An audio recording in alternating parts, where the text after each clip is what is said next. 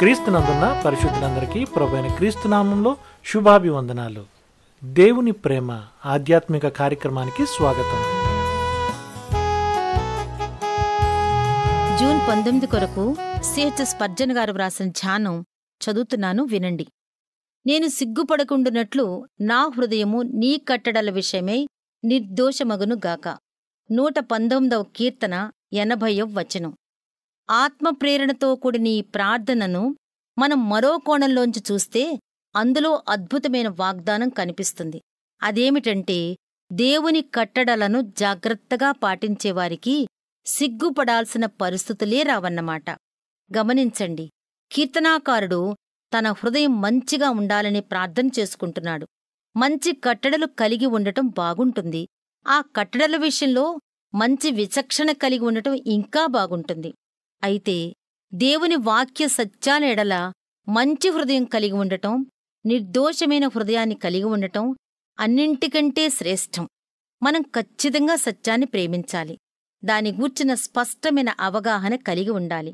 దానికి లోబడాలి. అలా కాని పక్షంలో మన హృదయం దేవుని కట్టడల విషయంలో నిర్దోషంగా లేదన్నమాట. ఈ చెడు కాలంలో నిర్దోషమైన మంచి హృదయంతో ఉండేవారు ఎక్కువగా కనిపించటం లేదు.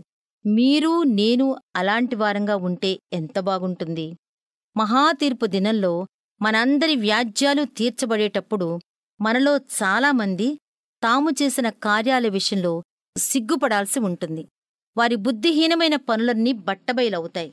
వారి గర్వం బట్టి, విశ్వాస భ్రష్టత్వం బట్టి, ప్రభు ఎడల వారు బుద్ధిపూర్వకంగా చేసిన తిరుగుబాటు బట్టి తీవ్రమైన అపరాధ భావనతో నింపబడతారు.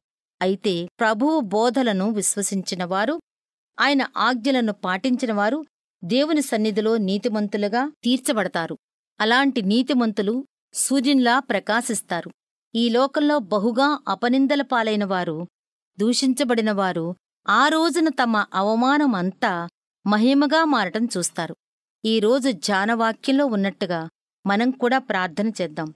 ఆ ప్రార్థనలో దాగి ఉన్న వాగ్దానం మన ఎడల నెరవేరబోతున్నదని ధైర్యం తెచ్చుకుందాం. ప్రభువు మనలను నిర్దోషులుగా మార్చినప్పుడు ఆయనే మనలను క్షేమంగా కాపాడతాడు. దేవుని ప్రేమ ఆధ్యాత్మిక కార్యక్రమాన్ని చివరి వరకు వీక్షించిన శ్రోతలందరికీ మా హృదయపూర్వక వందనాలు. తిరిగి మరలా రేపటి ఉదయకాల సమయంలో కలుసుకుందాం. అంతవరకు సెలవు. May God bless you. దేవుడు మిమ్మల్ని అందరినీ దీవించును గాక. ఆమెన్.